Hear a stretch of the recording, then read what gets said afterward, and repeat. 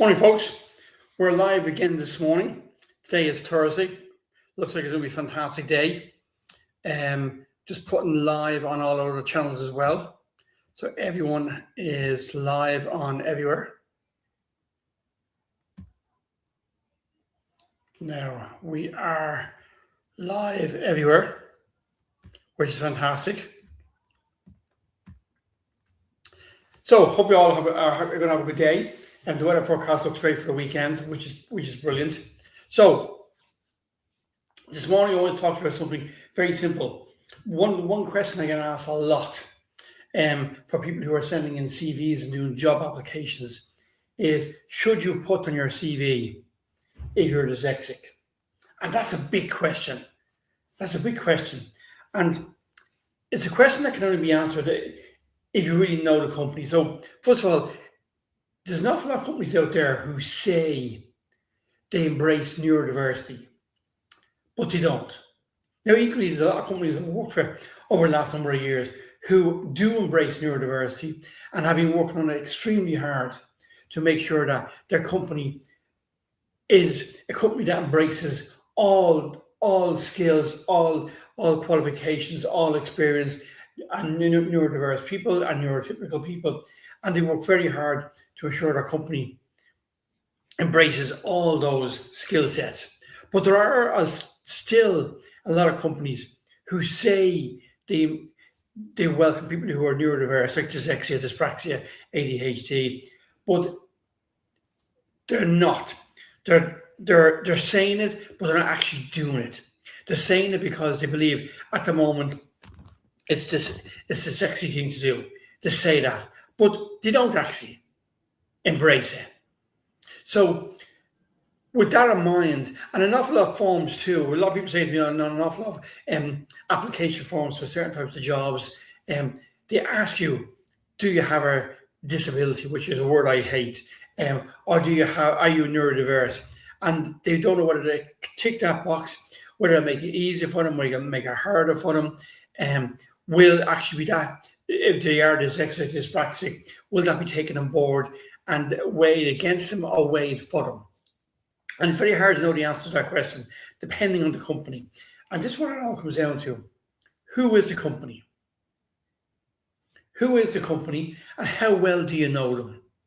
If it's a small company and you've been recommended to them and you know them well, and maybe you know the owners well, well then yes, you can say at the interview that you're dyslexic or dyspraxic or ADHD, if you feel comfortable doing so.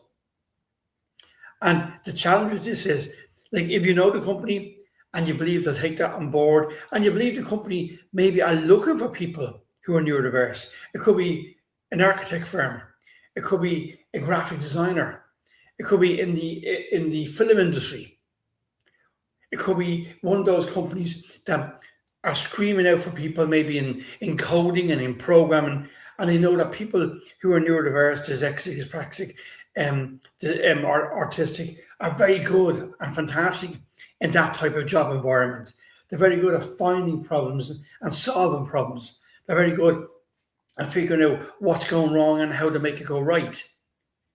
So if you're going for a job that you know your neurodiversity is a major asset, well then yes, say it and say it out loud, because you know it would help you get the job. But if you're going for a job maybe in an estate agent or an accountancy firm or a firm of legal or solicitors or a semi-state company, then you may not say it, because you might be worried about what will the view within that company be, within the HR department be, about people who are neurodiverse. So it's very hard to know, right? So it's really a case-by-case basis. And that's me giving an answer without really giving a full answer, where it is a case-by-case basis. And it also depends the level of job you're looking for.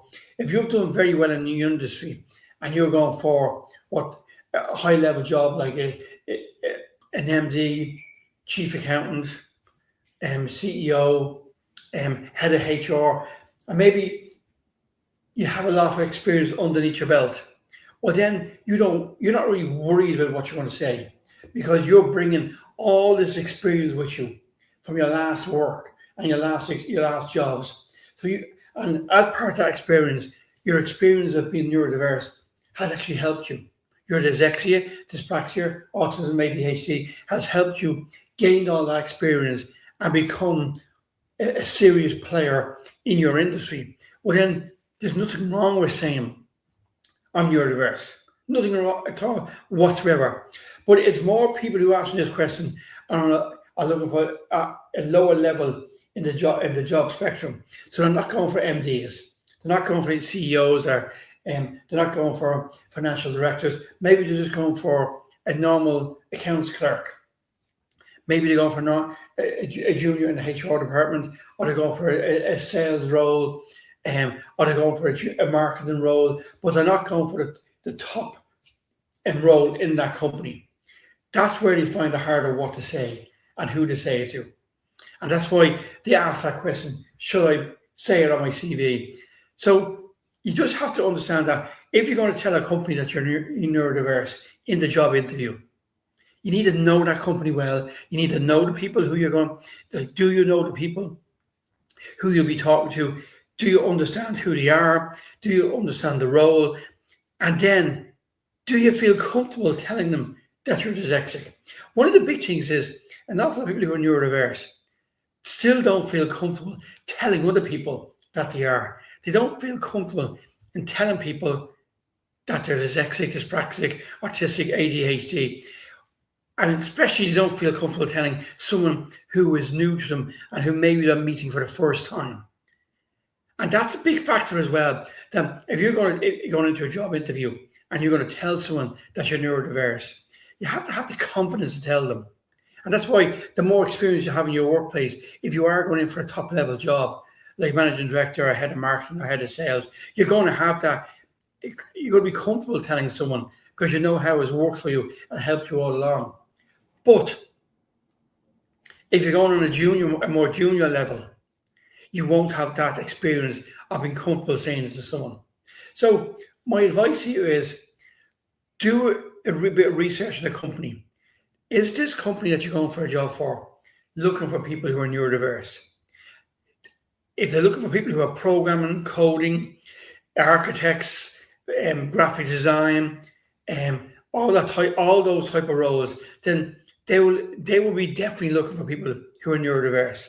But if there's other types of roles that you're unsure of, maybe in sales, maybe in marketing, then you need to make a decision on a case-by-case basis.